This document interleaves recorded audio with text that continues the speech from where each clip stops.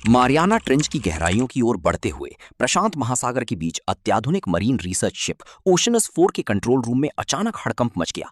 Radar grid पर एक अकल्पनीय रूप से विशाल हिलती हुई परछाई उभरी जो किसी भी ज्ञात जीव से 20 गुना बड़ी थी। मरीन बायोलॉजिस्ट डॉक्टर अर्नव और पूरी टीम सन्न रह गई।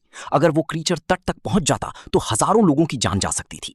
सबसे बड़ा रहस्य ये था कि वो चीज इतनी गहराई में आई कहां से थी। डॉक्टर अर्नव अपनी अत्याधुनिक सबमरीन क्रोनोस 1 के जरिए कैप्टन विक्रम के साथ इस आदिम अंधेरे को चीरते हुए आगे बढ़े। अर्नव के लिए यह सिर्फ एक वैज्ञानिक मिशन नहीं था, बल्कि उसी ट्रेंच में 5 साल पहले गायब हुए अपने छोटे भाई की खोज थी। जब सबमरीन 32,000 फीट की गहराई पर पहुंची तो उसका कंसोल टिमटिमाने लगा और एक अजीब डिस्टॉर्टेड सोनार सिग्नल मिला। रडार स्क्रीन पर एक बेहद भारी और ठोस ऑब्जेक्ट सबमरीन की ओर अविश्वसनीय गति से बढ़ता हुआ दिखा। तभी सबमरीन की लाइट्स के सामने तैर के पहाड़ जैसी एक विशालकाय परछाई उभरी। उसकी त्वचा प्राचीन चट्टान जैसी खुरदरी और काली थी। जैसे ही वो परछाई सबमरीन के ठीक नीचे से गुजरी, पूरा समुद्र हिलने लगा। भयानक दबाव के कारण धातु आपस में टकराने लगी। रेडियो सिस्टम पूरी तरह फेल हो गया और सतह से उनका संपर्क टूट गया। लाइट्स पूरी तरह बुझ गईं और पानी के नीचे एक रीढ़ कपा देने वाली लो फ्रीक्वेंसी चीख गूंज उठी। अंधेरे में अचानक सबमरीन के आकार से भी बड़ी 2 बायोल्यूमिनेसेंट पीली आंखें खुली। वो जीव अपने नुकीले चट्टान जैसे दांतों वाले विशालकाय जबड़े को खोलकर सबमरीन की तरफ झपटा। एक जबरदस्त धमाके के साथ सबमरीन के कांच चटक गए और अंदर पानी भरने लगा। इस हिंसक टकराव से डॉक्टर अर्नव का सिर फट गया और खून बहने लगा। होश खोने से ठीक पहले सबमरीन के कैमरे की आखिरी रोशनी में अर्नव ने जो देखा, उसने विज्ञान के इतिहास को हमेशा के लिए मिटा दिया। वो जीव सबमरीन को नहीं, बल्कि उसके पीछे तैर रही एक विशालकाय मेगालोडन शार्क को चबा रहा था, जिसे दुनिया इतिहास का सबसे बड़ा शिकारी मानती थी। उसका आधा कटा हुआ शरीर उस जीव के मुंह में फंसा था। मेगालोडन का अंत हो चुका था, लेकिन असली डर अभी बाकी था। वापस ट्रेंच के अंदर सबमरीन के बाहरी कैमरे की लाइट अभी भी चालू थी। अर्नव ने मॉनिटर पर देखा कि कैमरे के सामने से नुकीले हुक्स वाले विशालकाय पारदर्शी टेंटिकल्स गुजर रहे थे। सोनार अचानक इतनी तेजी से बीप करने लगा कि उसकी फ्रीक्वेंसी से मॉनिटर का शीशा ही चटक गया। ये कोई शार्क नहीं थी, क्योंकि शार्क के टेंटिकल्स नहीं होते। ये डायनासोर के काल से भी पहले का एक अनजाना जीव था। देखते ही देखते उस जीव ने सबमरीन को अपने टेंटिकल्स में जकड़ लिया, जिससे धातु के चरमराने और फटने की भयानक आवाजें गूंजने लगी। टीम को अब ये पूरी तरह एहसास हो चुका था कि उनका शिकार किया जा रहा था। क्रैश के 3 घंटे बाद क्रोनोस 1 सबमरीन ट्रेंच की एक संकरी चट्टानी दरार में मलबे के नीचे आधी दबी हुई थी। अंदर हड्डियों को जमा देने वाली ठंड थी और ऑक्सीजन धीरे धीरे खत्म हो रही थी। पानी डॉक्टर अर्नव के घुटनों तक पहुंच चुका था और मलबे के नीचे दबे कैप्टन विक्रम की नब्ज थम चुकी थी। 30,000 फीट नीचे लोहे के इस ताबूत में अर्नव बिल्कुल अकेले थे। अपने परिवार और बेटी की यादों के बीच उन्होंने कांपते हाथों से डैमेज्ड कंसोल के इमरजेंसी बीकन बटन को बार बार दबाया और रोते हुए मदद की गुहार लगाई। उधर समंदर की सतह पर एक भयानक चक्रवात आया हुआ था, जहां काले बादलों के बीच मरीन कॉर्प्स का एक बड़ा हेलीकॉप्टर लहरों के ठीक ऊपर मंडरा रहा था। खोजी दल के कमांडर राज दूरबीन से उफनते समंदर को देख रहे थे। मौसम इतना खराब था कि कोई भी डाइविंग टीम नीचे जाने की हिम्मत नहीं कर पा रही थी। लेकिन तभी सैटेलाइट फुटेज और कंप्यूटर स्क्रीन पर एक बहुत बड़े थर्मल डिस्टर्बेंस के ठीक बगल में क्रोनोस 1 का इमरजेंसी बीकन टिमटिमा उठा। राज ने चिल्लाकर टीम को बताया कि अर्नव जिंदा है, लेकिन उस ट्रेंच में कुछ और भी हिल रहा है और उन्हें तुरंत नीचे जाना होगा।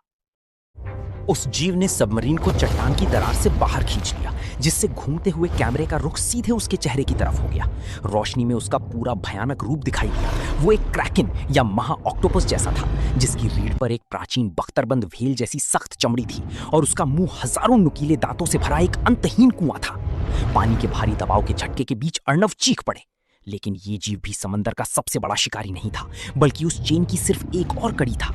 जैसे ही उसने सबमरीन को निगलने के लिए अपना जबड़ा खोला, ट्रेंच की सबसे गहरी खाई से कुछ और बाहर निकल आया। उस महाक्रिएचर के ठीक नीचे ट्रेंच के एकदम तल से एक अकल्पनीय रूप से विशाल चमकीली नीली रोशनी की रेखा थी। वो रोशनी कई किलोमीटर लंबे एक रहस्यमयी जीव की रीढ़ की हड्डी से निकल रही थी, जिसने पूरे ट्रेंच को दिन की तरह रोशन कर दिया था। इसके साथ ही एक ऐसी भयानक आवाज गूंजी जिसने समंदर के पूरे तल को हिलाकर रख दिया। वैज्ञानिकों को लगा था कि उन्होंने सबसे बड़ी चीज ढूंढ ली है, लेकिन जब उस बख्तरबंद जीव ने खौफ से पीछे मुड़कर देखा, तब रडार पर दूसरा सिग्नल दिखाई दिया। एक ऐसा सिग्नल जो पिछले जीव से भी 100 गुना बड़ा था। सुबह के समय प्रशांत महासागर का तटीय इलाका इतिहास की सबसे बड़ी प्राकृतिक आपदा के मुहाने पर खड़ा था। समंदर का पानी अचानक कई 100 मीटर पीछे हटने लगा, जिससे सूखी जमीन और तड़पती हुई मछलियां दिखाई देने लगी। आसमान का रंग गहरा लाल और बैंगनी हो चुका था। दूर से आती सुनामी सायरन की गूंज के बीच गांव वाले अपने बच्चों को लेकर ऊंचे स्थानों की तरफ चीखते चिल्लाते भाग रहे थे। गहराइयों में कुछ ऐसा जागा था जिसने पूरे महासागर के जलस्तर को विस्थापित कर दिया था। हवा में डगमगाते रेस्क्यू हेलीकॉप्टर के अंदर कमांडर राज और उनकी टीम ने डॉक्टर अर्नव की सबमरीन के मलबे को ऊपर खींच लिया था। होश में आते ही अर्नव ने सैटेलाइट डेटा देखा और हांफते हुए मिलिट्री रेडियो पर चेतावनी दी कि वे किसी जानवर से नहीं बल्कि पृथ्वी के सबसे पुराने देवता का सामना कर रहे हैं, जिससे कोई भी मिसाइल या तोप इंसानों को नहीं बचा सकती। तभी लाइव सैटेलाइट फीड पर समंदर के बीचों बीच एक बहुत बड़ा भंवर बना और पानी का एक 200 फीट ऊंचा पहाड़ हवा में उठा। उस पानी के पर्दे को चीरते हुए असली टाइटन बाहर आया, जिसकी एक आदिम और प्रलयंकारी गर्जना ने बादलों को फाड़ दिया। ये मेगालोडन या क्रैकेन नहीं बल्कि लेवियाथन था, एक ऐसा महाटाइटन जो धरती पर पहले महासागर के बनने के समय से जिंदा था। उसकी पीठ पर पूरे द्वीप जितने बड़े पहाड़ थे और उसकी आंखें पिघले हुए लावे की तरह चमक रही थीं। मेगालोडन उसके सामने एक छोटे कीड़े जैसा था। वो टाइटन जैसे जैसे तट की तरफ बढ़ने लगा, उसकी हर हरकत से समंदर में 100 फीट ऊंची लहरें उठने लगी। मिलिट्री के लड़ाकू विमानों ने उस पर मिसाइलें दागी, लेकिन उन धमाकों का उस महाजीव पर कोई असर नहीं हुआ। हेलीकॉप्टर की खिड़की से उस महाजीव को देखते हुए डॉक्टर अर्नव को अचानक उसकी असलियत समझ आई। वो टाइटन किसी तबाही के मकसद से नहीं बल्कि उस मरीन रिसर्च स्टेशन की ओर बढ़ रहा था, जहां गहराइयों से निकाली गई प्राचीन प्रागैतिहासिक कलाकृतियां और अंडे रखे गए थे। अर्नव को एहसास हुआ कि 5 साल पहले उसके भाई ने अनजाने में जिस चीज को एक्टिवेट कर दिया था वो इस टाइटन का खोया हुआ अंश था। ये जीव बदला लेने नहीं बल्कि अपने बच्चे को वापस लेने आया था। अर्नव ने रात से चीखते हुए कहा कि उन्हें उस प्राचीन कंटेनर को तुरंत समंदर में वापस फेंकना होगा, क्योंकि वो रीफ के पास रखे मलबे को ही ढूंढ रहा है, वरना वो पूरी सभ्यता को मलबे में बदल देगा। राज ने तुरंत हेलीकॉप्टर को मरीन स्टेशन की तरफ मोड़ा, जहां की इमारतें टाइटन के पैरों की धमक से ताश के पत्तों की तरह गिर रही थी। टाइटन की विशालकाय परछाई ने पूरे आसमान को ढक लिया था और उसकी भारी सांसें हवा का रुख बदल रही थी। इंसान और प्रकृति के इस आखिरी संघर्ष में हजारों मासूमों की जानें दांव पर थीं। अर्नव ने खुद को सेफ्टी हार्नेस से बांधा और राज की मदद से उस विशाल चमकते हुए प्राचीन कंटेनर को हेलीकॉप्टर के कार्गो बे से मुक्त कर समंदर की लहरों में गिरा दिया। पानी में गिरते ही वो कंटेनर खुल गया और उसमें से एक विशाल चमकती हुई नीली रोशनी निकली, जो टाइटन के शरीर की रोशनी से बिल्कुल मैच करती थी। इसके साथ ही समंदर की गहराइयों से एक बहुत ही धीमी, शांत करने वाली और गहरी आवाज गूंजी, जैसे कोई माँ अपने बच्चे को लोरी गा रही हो। वो महाटाइटन अचानक रुक गया और उसकी विशाल आंख उस कंटेनर पर टिक गई। उसने अपने विशालकाय टेंटिकल से उस कंटेनर को धीरे से समेटा। उसकी गर्जना अब गुस्से की नहीं बल्कि एक अजीब सी शांति की थी।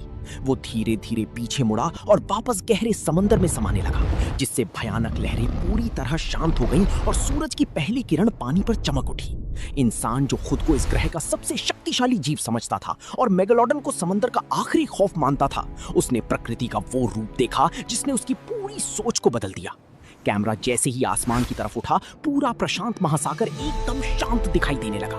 लेकिन उस अंधेरे में एक आखिरी बार बहुत ही गहराई से एक रहस्यमयी सोनार पिंग गूंज उठी, जो ये चेतावनी दे रही थी कि समंदर कभी भूलता नहीं है और उसकी गहराइयों में आज भी ऐसे टाइटन सो रहे हैं जिनका दोबारा जागना इंसानी इतिहास का आखिरी पन्ना हो सकता है।